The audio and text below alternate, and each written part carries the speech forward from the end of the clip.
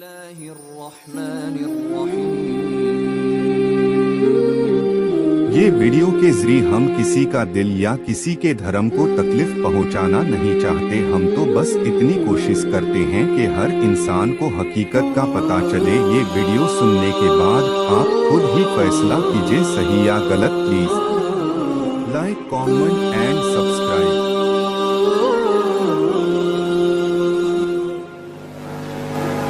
ارشاد خداوندی ہے یوم، اسی دن یعنی قیامت کے دن، ندعو ہم بلائیں گے، قیامت کے دن ہم بلائیں گے، کل اناس، ہر فرقے کو، ہر آدمی کو نہیں، یہ ترجمہ غلط ہے۔ جا کر پھر دیکھنا جتنے بھی مترجم ہیں، یعنی ترجمے کرنے والے یا مترجم، وہ جن کا ترجمہ کیا گیا ہے، ایک مرتبہ جا کر دیکھنا۔ یوم ندعو، اسی دن یعنی قیامت کے دن ہم بلائیں گے، کل اناس بامامہم، ہر فرقے کو ان کے امام کے ساتھ۔ اگر انسان ہوتا تو ہوتا امام ہی، یہاں فرقہ ہے، فرقے میں بندے زیادہ ہوتے ہیں، اسی لیے اللہ فرمائے یوم ندعو کل اناس بامامہم، ہم قیامت کے دن ہر فرقے کو بلائیں گے ان کے امام کے ساتھ۔ پتہ چلا کہ قیامت کا تعلق امامت سے ہے، اور اللہ کہہ رہا ہے کہ ہم بلائیں گے قیامت کے دن، ہم بلائیں گے ہر فرقے کو ان کے امام کے ساتھ۔ ویسے تو لفظ امام جب ہمارے ذہن میں آتا ہے تو ایک سادہ لفظ ہے، لیکن یہ امام اتنا وسیع لفظ ہے، اس کے لیے ایک مستقل موضوع کی ضرورت ہے۔ اب آئیے ایک جملہ پھر ایک آیت پڑھ کر اب آج کی گفتگو کو ختم شروع کرنا چاہتا ہوں۔ یہ الفاظ ہے سورت بنی اسرائیل کی، جس کو میں نے عنوان میں رکھا ہے، اور یہ آیت ہے سورت ہود کی۔ یکتم قومہ یوم القیامت، قیامت کے دن فرعون اپنی قوم کا امام ہوگا، قوم کا، قیامت کے دن، قیامت کے دن فرعون اپنی قوم کا امام ہوگا، فَأَوْرَدَهُمُ النَّارَ، اور وہ اس کو لے کے جائے گا جہنم میں، لے کے جائے گا۔ توجہ چاہ رہا ہوں، قیامت کے دن فرعون اپنی قوم کا امام ہوگا اور اس کو لے کے جائے گا جہنم میں۔ ان دو آیتوں سے اتنا تو پتا چلا کہ قیامت میں جہاں امام ہوگا وہاں ماننے والے ہوں گے۔ اب اللہ نے ایک بڑا جملہ کہا اس میں کہ یکتم قومہ یوم القیامت، قیامت کے دن فرعون اپنی قوم کا امام ہوگا، فَأَوْرَدَهُمُ النَّارَ، اور قوم کو لے کے جائے گا، لے کے جائے گا جہنم میں۔ پتا چلا جو جہنم کا امام ہوگا وہ بھی اپنی قوم کو جہنم میں لے کے جائے گا، اور جو جنت کا امام ہوگا وہ بھی اپنے ماننے والوں کو لے کے جائے گا۔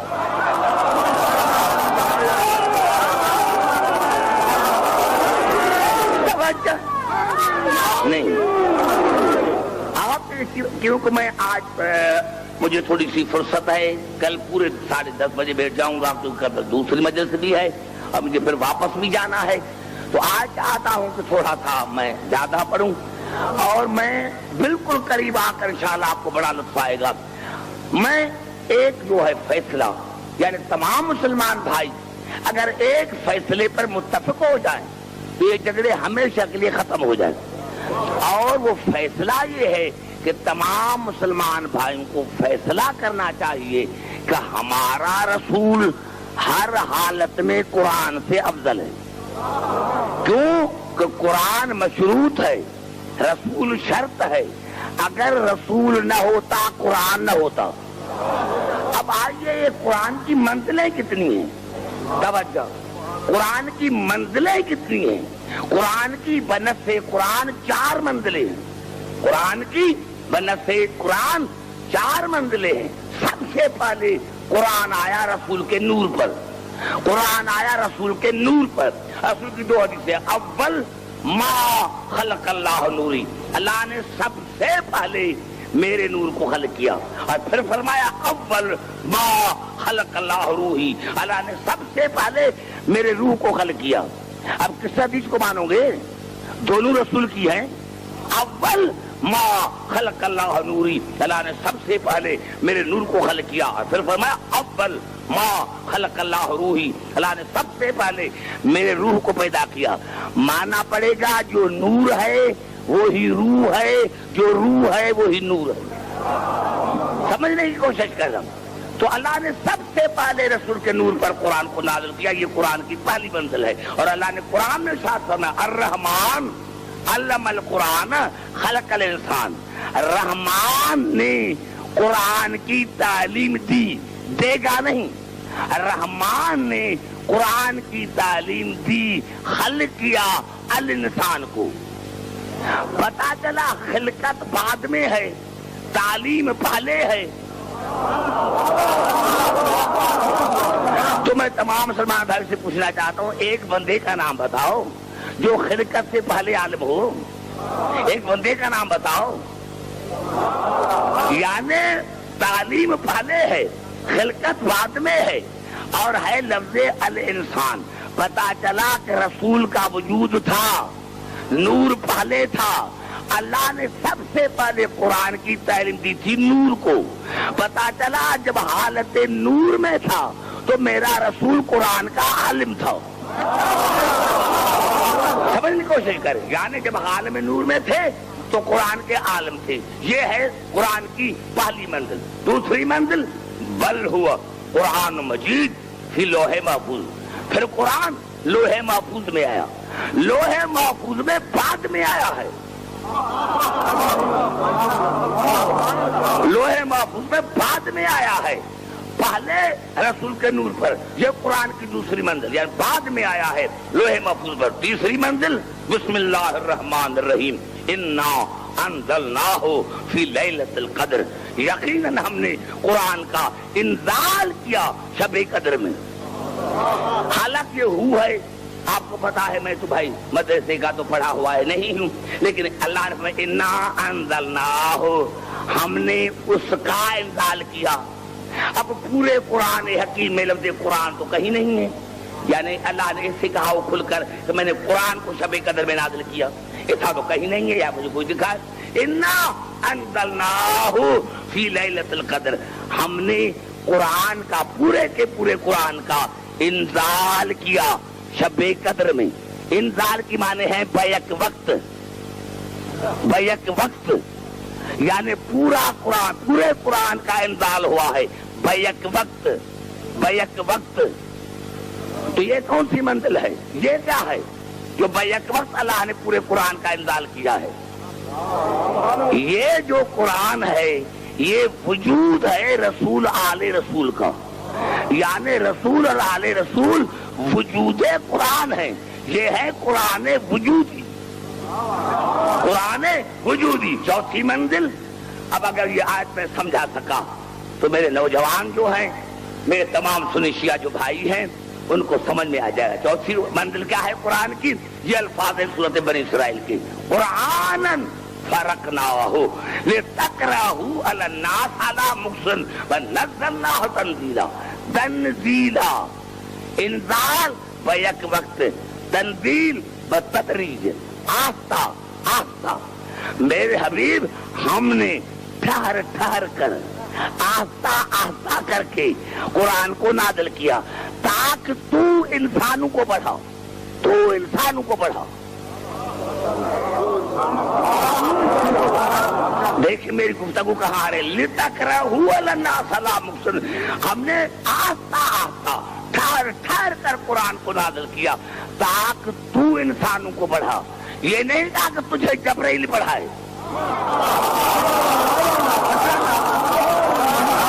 گھبرا گئے ہیں شاید. تو انسانوں کو پڑھا تو, کیونکہ میرا رسول عالم نور میں عالم تھا. عالم نور میں عالم تھے میرے رسول. عالم نور میں عالم تھے. جب یہ قرآن آیا لوح محفوظ میں تو عالم تھا, خود وجود قرآن ہے. اب کیونکہ اللہ نے میں نے آہستہ آہستہ آہستہ آہستہ تنزیل کی ہے اس کی, تاکہ تو لوگوں کو پڑھا. کیونکہ کلاس میں سارے شاگرد ایک جیسے نہیں ہوتے, سارے شاگرد ایک جیسے نہیں ہوتے, ان کے آہستہ آہستہ پڑھا, آہستہ آہستہ پڑھا. اب قبلہ میں کیا کروں, شاگرد تو ایسے تھے کہ 8 سال میں سورۃ بقرہ یاد نہ کر سکے, تو اس میں میرے رسول کا کیا قصور ہے؟ پتا چلا کہ یہ جو قرآن ہے اس کی منزلیں ہیں, اور ایک لمحے کے لیے بھی میرا رسول کبھی بے علم نہ رہا, کبھی جاہل نہ رہا. قرآن کا وجود جو ہے وہ رسول اور آل رسول کی ذات ہے. اب آئیے پھر چڑھتا ہوں قرآن کی طرف. گھبرا تو نہیں گے؟ دیکھیں میں نے تقریر شروع نہیں کی, میرا جو موضوع ہے میں اس پہ آ رہا ہوں. اب یہ قرآن ہے کیا, یہ قرآن ہے کیا؟ آئیے چلتا ہوں قرآن کی طرف. اور یہ الفاظ ہیں سورۃ مائدہ کی. کئی بات کریں تھک نہ جاؤں, بس ایسی آہستہ آہستہ بات کریں تاکہ میں تھک نہ جاؤں. میں زیادہ میں زیادہ مواد نعرے کم لگائیں, سب باتیں کرتے آئے, تاکہ میرا جو موضوع میں ذہن میں سوچ کر آئے لاہور کے لیے اس پر بات ہو. یہ الفاظ ہیں سورۃ مائدہ کے, اور آیت کا نمبر ہے 54. وَأَنزَلْنَا إِلَيْكَ الْكِتَابَ بِالْحَقِّ, میرے حبیب میں نے جو تم پر قرآن نازل کیا ہے وہ حق ہی حق ہے. مصدقا لما بین یدی من الکتاب, اور یہ قرآن تصدیق کرتی ہے پچھلی کتابوں کی. پتا چلا توریت, انجیل اور زبور کو ہم اسی لیے مانتے ہیں کہ قرآن نے تصدیق کی ہے. اب میں سوال یہ پوچھتا ہوں, کیا توریت اللہ کی کتاب نہیں, انجیل اللہ کی کتاب نہیں, زبور اللہ کی کتاب نہیں؟ لیکن ہم مانتے ہیں اسی لیے کہ قرآن نے تصدیق کی ہے. ہیں بھی اللہ کے بنائے ہوئے, ہیں بھی اللہ کے بنائے ہوئے, لیکن ہم مانتے اسی لیے کہ قرآن نے تصدیق کی. وَمُهَيْمِنًا عَلَيْهِ, اور میرے حبیب یہ قرآن ان کتابوں پر مہیمن ہے, ان کتابوں پر مہیمن ہے. بڑی خاموشی نے مجھے گھبرا دیا. ہاں بڑی بھائی خاموشی ہزاروں کے ساتھ, اور قرآن وَمُهَيْمِنًا عَلَيْهِ, اور قرآن ہر کتاب پر مہیمن ہے. مہیمن کی معنی کیا ہے؟ آئیے قرآن سے پوچھتے ہیں, آپ گھبرا گئے ہیں. آئیے قرآن سے پوچھتے ہیں. یہ لفظ ہے سورۃ الحشر کے, الملک القدوس السلام المومن المہیمن العزیز الجبار المتکبر. عبد الحکیم اگر قرآن مہیمن ہے تو میرا صفاتی نام بھی مہیمن ہے, اللہ بھی مہیمن.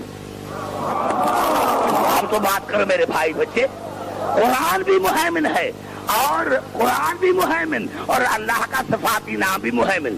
اب مہیمن کی کیا معنی ہے؟ مہیمن کی کیا معنی ہے؟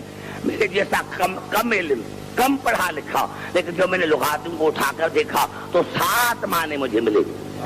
مہیمن معنی امین, مہیمن معنی غالب, مہیمن معنی حاکم, مہیمن معنی محافظ, مہیمن معنی نگہبان, مہیمن معنی محیط, مہیمن معنی برتر.